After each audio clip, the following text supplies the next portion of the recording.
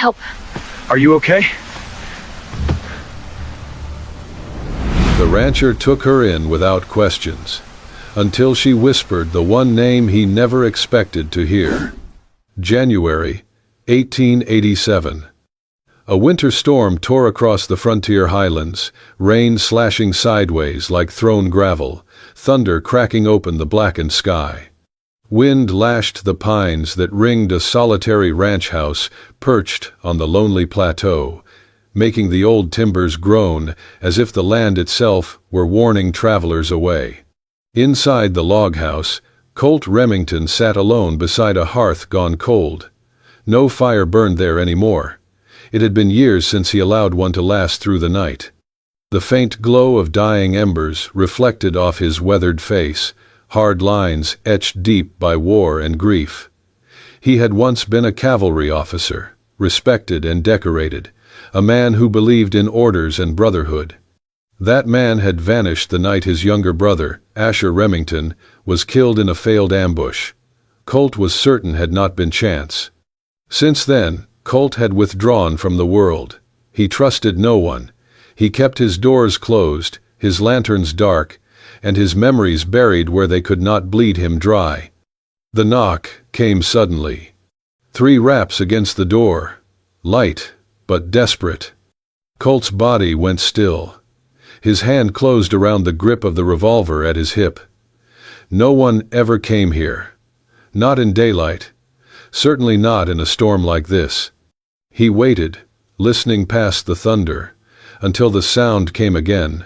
3 knocks, uneven now, as if the hand making them were failing. Slowly, Colt rose and crossed the room. He opened the door with the gun hidden behind his leg. A woman stood on his porch. She was drenched to the bone, dark hair plastered to her face, rain streaming down her hollowed cheeks. Her eyes were wide with fear and exhaustion, her lips blue from cold. Blood seeped through the torn fabric at her shoulder. In both arms, she clutched a small canvas satchel, holding it tight against her chest as though letting go would finish her. "Help," she whispered, voice barely carrying over the storm. Then her knees buckled, and she collapsed forward. Colt caught her just in time. For a heartbeat, he hesitated, rain soaking into his sleeves, the weight of a stranger in his arms. She could be trouble, she could be bait. She could be the very thing he had spent 6 years avoiding. But instinct, older than fear, took over. He carried her inside and laid her gently on the bench near the hearth. Her skin was icy. He stripped off her soaked coat, revealing the wound in her shoulder, crude and hastily bound. Working in silence, Colt cleaned and wrapped it as best he could. The woman never woke, but even unconscious, her fingers remained locked around the satchel. He did not pry it from her. Instead, he pulled a dry blanket over her, removed her wet boots, and stood for a long moment watching her shallow breaths fog the air. Then, from a shelf long untouched, he took down the storm lantern, the only one he had kept when he extinguished all the others. It had been Asher's. A foolish gift, once, given with a grin and a promise to always come home. Colt lit it. The soft amber glow filled the room, chasing back shadows he had lived with for years. He set the lantern on the table beside her and said nothing. The storm raged on through the night. Near midnight, the woman stirred. Her brow tightened, her body twitching as if caught in unseen hands. She whispered in her sleep, broken phrases spilling out between shallow breaths. "Do not trust them." A pause, a shudder. Asher said not to. Tears slid from the corners of her eyes. Colt leaned closer, heart hammering in his chest. "Asher?" he murmured. But she slipped back into uneasy stillness, leaving only the rain and the lantern's low hiss to answer him. By morning, the storm had weakened into a cold, steady drizzle. Colt stood at the stove, stirring a pot of thin soup, when he heard movement behind him. The woman was awake. She sat up slowly, eyes darting around the room, one hand immediately finding the satchel at her side. Her gaze landed on Colt, wary and guarded. He turned, studying her carefully. "What's your name?" he asked. She did not answer at once. Her fingers tightened on the bag. She swallowed, as if weighing every word against danger. Finally, she spoke, her voice low and strained. "I need to find someone," she said. Then, barely above a whisper, "Asher Remington." The spoon slipped from Colt's hand and clattered against the stove. For a moment, the world narrowed to that single name, the one he had tried to bury, the one that still cut him open every night. Colt stood frozen, staring at the woman who had brought his past to his doorstep. The door he had sealed for years had been knocked open at last. The tin spoon struck the basin with a loud clang. "Where did you hear that name?" Colt snapped, his voice suddenly sharp enough to cut stone. The woman flinched. She sat up straighter, still pale, still clutching the canvas satchel to her side. Her lips parted, but no answer came. For a long moment, she simply stared at him, as if weighing whether she was still in danger. Then, slowly, she reached inside the satchel and pulled out a folded bundle of paper. Hands trembling, she extended it toward him. He didn't take it immediately. The storm outside had become a whisper compared to the thunder building inside him. "What is this?" he asked, voice lower now, more dangerous. "My name is Margot Ellis," she said quietly. "This belonged to Asher." Colt's breath caught. She placed the papers on the table between them. At the top of the stack were several weathered letters, the paper yellowed and soft at the corners. But one stood out, a sealed envelope, edges fraying, addressed in a familiar hand. "For Colt Remington, if I don't make it." Colt stared at it, unmoving. That handwriting. Asher's. He could never forget it. They had shared letters through half a dozen outposts, through half a dozen wars. But this envelope, this had never reached him. Until now. He picked it up like it might explode in his hands. The silence between them stretched thick. Margot broke it first, her voice brittle.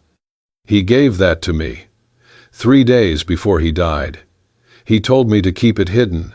Said he couldn't trust anyone else." Colt narrowed his eyes. "Why you?" Margot hesitated. "I was a field nurse. He came in with a minor wound, a busted shoulder, stayed for 3 days. We talked, mostly about meaningless things. But the night before he left, he said something was wrong. Said he thought someone up the chain was feeding information to the other side. Someone with access to classified routes and troop movements." Colt's eyes didn't leave her. He said, "If anything happened to him, I needed to find you," she continued. "That you'd know how to read what he left behind." "He said that?" Colt's voice was dry, almost a whisper. She nodded. "I didn't understand it all, not then. But when he died, when they said it was a random skirmish, I knew something was wrong. And you've been running ever since?" She gave a bitter laugh. "You can't know something like that and not be hunted. I didn't even open the letter. I just held on to it. I didn't know who to trust. I didn't even know if you were alive." Colt opened the letter slowly, every fiber in his body tense. Inside were 3 pages. He read in silence, his eyes scanning quickly, and then again, slower. His jaw tightened. The codes, the phrases, the signature at the bottom, all of it was Asher, and the last line stopped him cold. "Only Colt will know what this means. It's the same code we made when we were kids, in the old barn behind Pa's place." He sat down heavily in the chair. Everything in him rebelled against it, against hope, against grief that might come roaring back. But facts were facts. She wasn't lying, or she was a damn good actor. And this was something too deep, too personal, too impossible to fake. Still, he didn't let her see the shift inside him. Instead, he folded the letter, placed it back on the table, and stood. "You can stay," he said gruffly. "For now, until I figure out what the hell this all means." Margot let out a breath, quiet but heavy. She didn't thank him. She didn't smile. She just nodded, as though she knew this was the best she could ask for, and maybe all she needed. Outside, the storm had finally passed. But inside the house, another one had just begun. Colt let her stay. Not because he trusted her, not because of the name she whispered, but because something in her eyes the night she collapsed, something unspoken, had lodged in his chest and refused to leave. Still, their silence weighed heavier than the snow on the porch roof. He laid down rules like lines in the sand. Don't touch the rifle. Don't go upstairs. Stay out of the barn after dark. The words were sharp, cold, not shouted, just final, as if he'd spoken them 1,000 times to no one but himself. Margot only nodded, eyes steady. No protest, no questions. He watched her. Not directly, never directly, but always. Every night, after the house grew quiet and Margot had retreated to the small bed by the kitchen hearth, Colt unlatched the old wooden trunk he kept beneath the stairs. Inside were fragments of another life, dusty files, military dispatches, letters from a brother long buried. He scanned Asher's old handwriting, compared it to the letter Margot had brought. Matched phrases, cross-checked names. Every word she said, he tested against memory. Each time something aligned, his jaw clenched, not from relief, but fear. Fear that believing might break him worse than the betrayal ever had. Margot never asked to leave. She swept the floors, mended his coat with a thread kit she'd kept in her satchel, fed the fire, cooked quiet, steady meals. She kept to herself, guarding that canvas bag like it was her last breath. And every evening, she fed the horses, without ever being told. One morning, the crunch of her boots on frozen earth caught his ear. He watched from the barn door as she hoisted a bucket of water from the well, her left arm trembling from the strain. She staggered halfway to the trough before her injured shoulder gave way. She fell to her knees. The water spilled across the frost-bitten dirt. Colt stepped out of the shadows. Without a word, he hauled her to her feet, took the bucket, refilled it, and carried it to the trough himself. The horses drank as he stood silent, eyes on the steam rising from the water. Then he turned back to her, voice gruff. "Next time, ask. You're no use dead, Miss Ellis." She opened her mouth, maybe to thank him, maybe to argue, but he was already walking away. That night, Margot lay in bed, her shoulder aching. She did not expect anything. But when she woke at dawn, there was a small pouch on the table beside her pillow. Inside were dried herbs, the kind soldiers used to fight infection. Next to it, a scrap of paper, hastily written. "Boil and apply to your shoulder, twice a day. See." She stared at the note, fingers curling around its edges.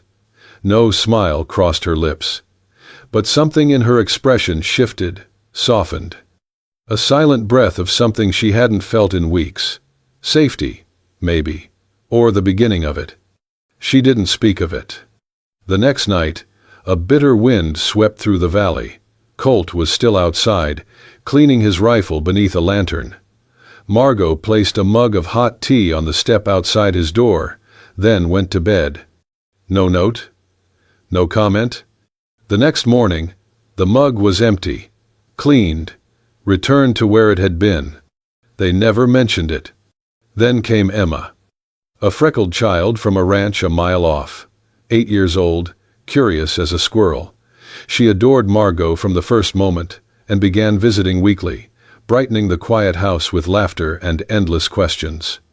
She named Margot Miss Star Lady, after the stories she told, about stars being the eyes of those watching over us from beyond. Colt would glance through the window and see Emma wrapped around Margot's legs, giggling. See Margot smile, eyes crinkling like someone remembering how. One evening, Colt stood with her in the stable, brushing down his mare. He didn't mean to speak. But the question left him before he could stop it. "Why'd you run?" Margot didn't turn. She watched the mare's nose dip into the hay and said, quietly, "Because someone died for what I know, and I wasn't ready to die yet." No tears, no trembling, just fact, laid bare in the cool breath of night. Colt didn't move. He looked at her, this stranger with shadows in her voice and stars in her stories, and for the first time, he realized he didn't want her to leave. He didn't trust her. Not yet. But the walls inside him had begun to shift, the smallest crack forming, just wide enough for one truth to slip in. She wasn't just passing through. She was meant to be here. And something had brought her for a reason. The snow had barely begun to melt in the town of Cinder Creek when the stranger arrived. He rode in on a chestnut gelding, clean boots and sharper eyes, asking quiet questions in quieter places. The general store, the livery, the saloon. His voice was calm, too calm, and every word seemed to weigh twice what it should. Woman. Late 20s. Brown hair. Wounded shoulder. "You seen her?" The barkeep didn't answer. Neither did the stable boy. But eyes watched him, and word traveled faster than the spring thaw. Margot heard it from Emma's father. She was in the barn, brushing the same mare Colt had taught her to saddle, when he came riding fast down the hill, face pale. His words tumbled over one another, but three caught in her ears like a gunshot. "He's looking for you." Her hands trembled. She knew that voice, that calm tone. Lieutenant Gaines. A man with polished buttons and blood under his fingernails. He had once handled communications for the Western Regiment, and rumors long whispered that he sold more than reports. Margot had seen too much. And he knew it. By the time Colt returned from checking fence lines, Margot was packed and standing at the door. He dismounted slowly, eyes narrowing. "You're leaving," he said flatly. She didn't deny it. "He's here. He found me." Colt said nothing. Only his jaw ticked. Once. "I can't bring this to your door," she continued, voice cracking. "You've lost enough." Colt stepped forward, stopped just a foot away. His voice, when it came, was quieter than she expected, but not soft. "You trusted Asher. Now trust me." Margot's shoulders slumped, as if the fight drained out with that one sentence. She didn't cry.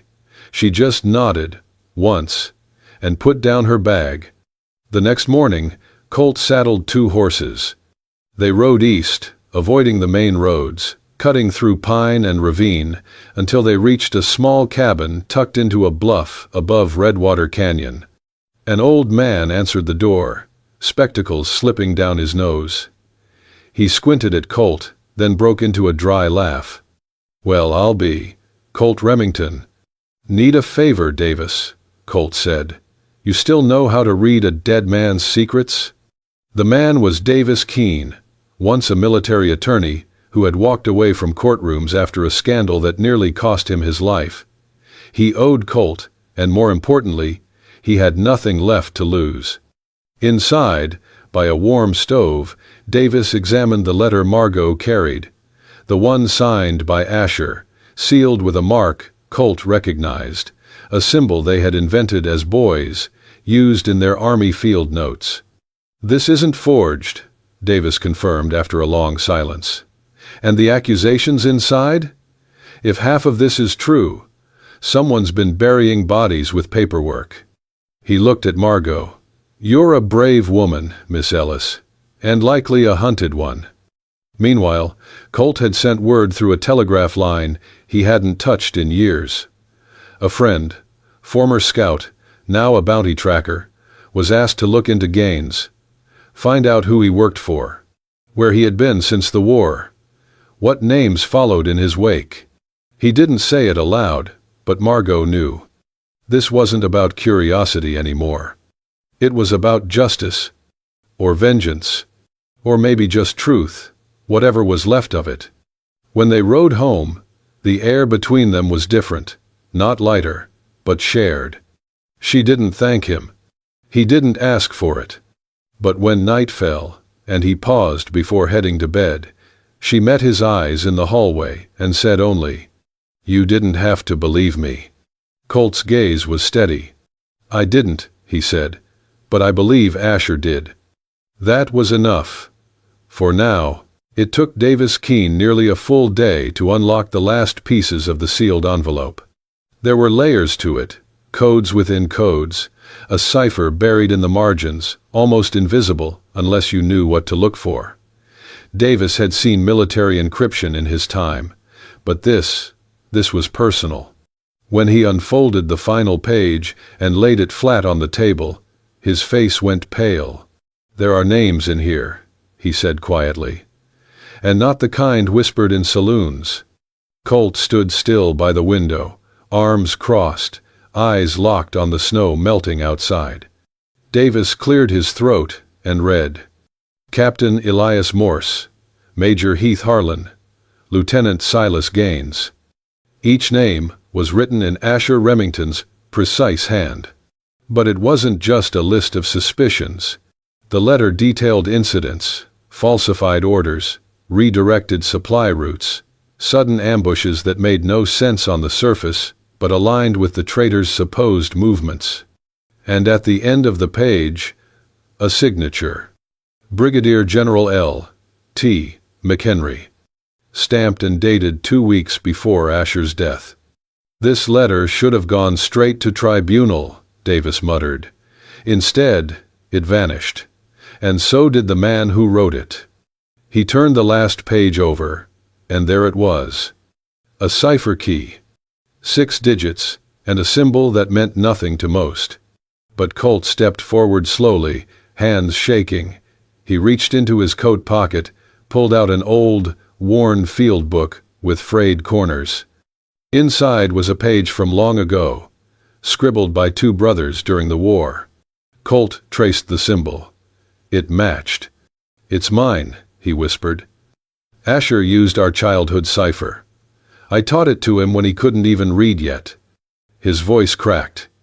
He turned away, knuckles pressed against his mouth. Margot stood quietly behind him. Then, without hesitation, she walked over and placed a hand over his. Colt didn't move. But he didn't pull away either. "He tried to save everyone," he said, voice raw. "And they silenced him." Margot squeezed his hand.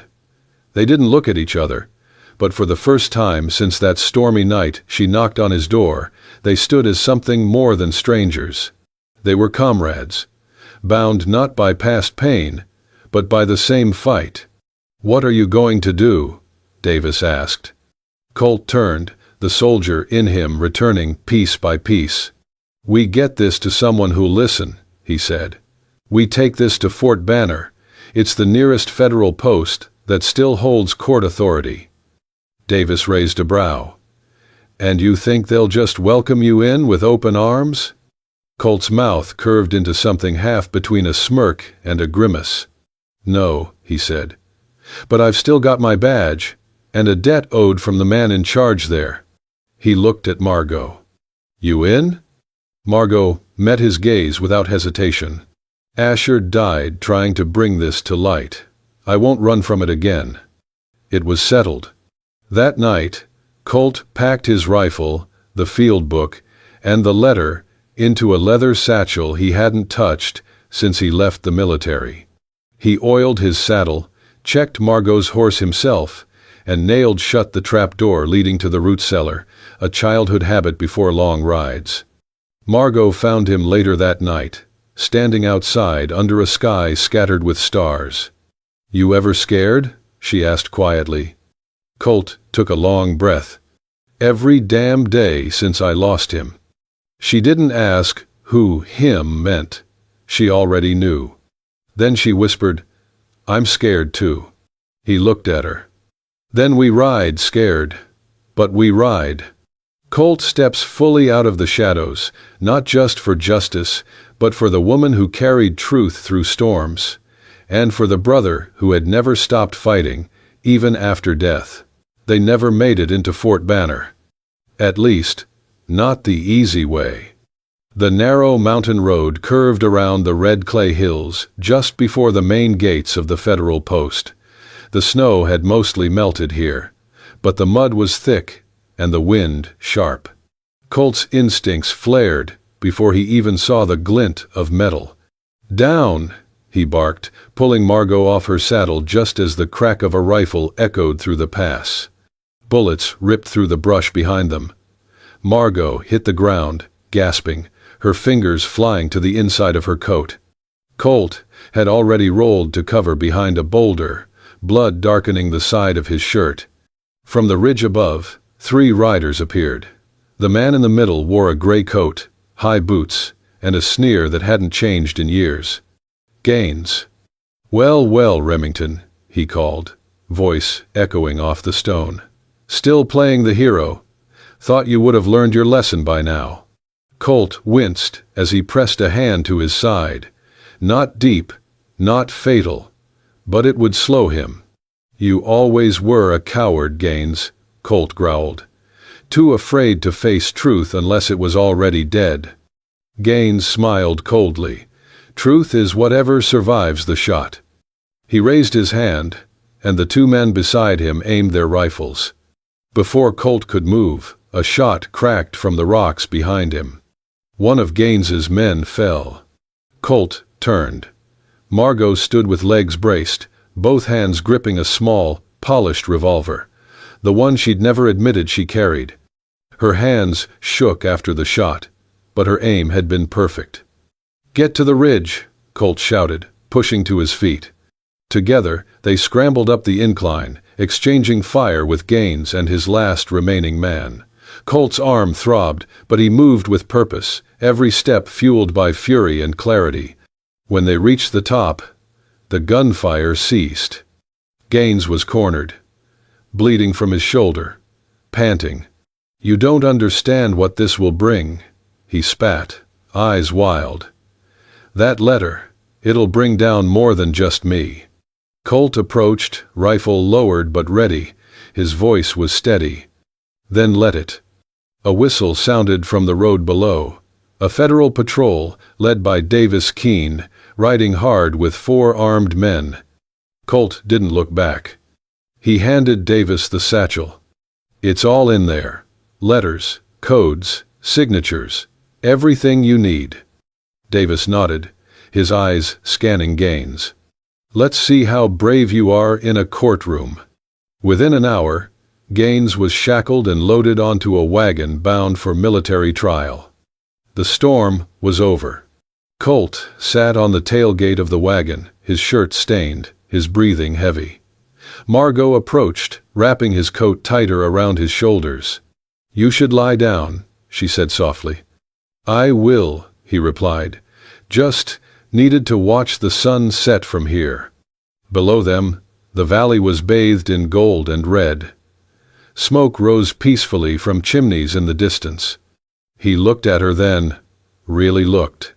"You saved me back there." She half smiled. "We saved each other." He nodded slowly. "Asher, he chose right. He trusted you." Margot reached into her coat and pulled out the last piece of folded paper. Not a letter this time, but a drawing. A sketch of 2 brothers, smiling, one older, one younger, in uniforms.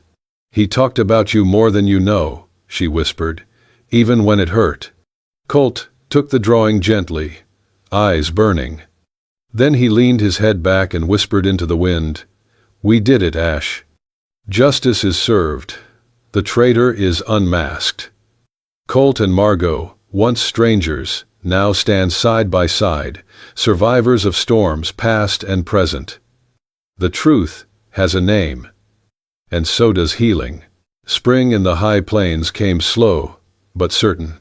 Snow melted into dark earth, Wildflowers clawed through the thawing soil. Birds returned to the pines, and so did the laughter of children. Margot stood on the porch of the old barn, now repurposed with long tables, chalk slates, and shelves of well-worn books. Her voice rang clear as she pointed to letters on the board. "All right, little wranglers. C is for courage. T is for trust." Outside, horses snorted softly. Inside, 8 children repeated after her, some barefoot, some wide-eyed, all safe. A few yards away, Colt leaned on a post, watching. The ranch had changed too. Once quiet and brooding, it now welcomed travelers, old soldiers, ranch hands between jobs, wayfarers with tired feet. Colt gave them food, a roof, and, if needed, a place to rest their hearts. Just like Asher would have done. Later that evening, the fire crackled low. Margot leaned beside Colt on the steps of the porch. The stars blinked above, and the night was warm enough to sit without coats. They had not spoken much that day, not because there was nothing to say, but because some silences were full. Colt handed her a mug of tea. She took it, then said quietly, "He brought me to you, you know." He turned his head. Margot continued, eyes on the sky. "Asher, I thought I was running from something, but really, I was running toward you." Colt didn't answer right away. Then he reached behind him and pulled out a small wooden frame. Inside it, the letter from Asher, creased, stained, but now preserved behind glass. "I couldn't bury him," Colt said. "Not really. But this helps." He stood, walked inside, and hung the frame on the wall near the window, where dawn light would hit it each morning. When he turned back, Margot was watching him, tears bright in her eyes. "I never thought I'd stay anywhere again," she whispered. "And I never thought I'd let anyone in," Colt replied. He crossed the floor to her. "But here we are." He touched her face gently, his hand rough and warm. "I used to think love was something you had once and lost forever." Her breath caught. "And now?" she asked. "Now I know it can knock twice." He kissed her then, slow, certain, like opening a long-locked door. Mornings on the ranch began the same way after that. At sunrise, before the first rooster crowed, Margot would knock softly on the kitchen door. "Breakfast's ready, Colonel."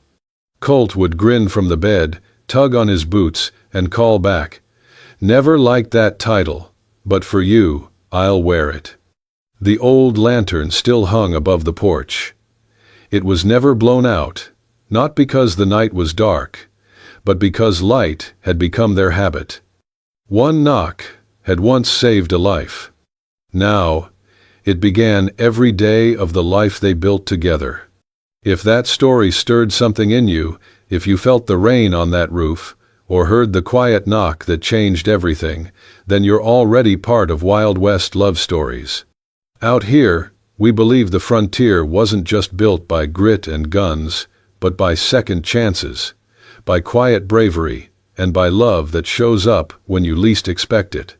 So, if you want more tales of broken hearts mending, of old wounds healing, of lanterns lit in the darkest nights, hit that hype button, subscribe to the channel, and saddle up with us for the next story.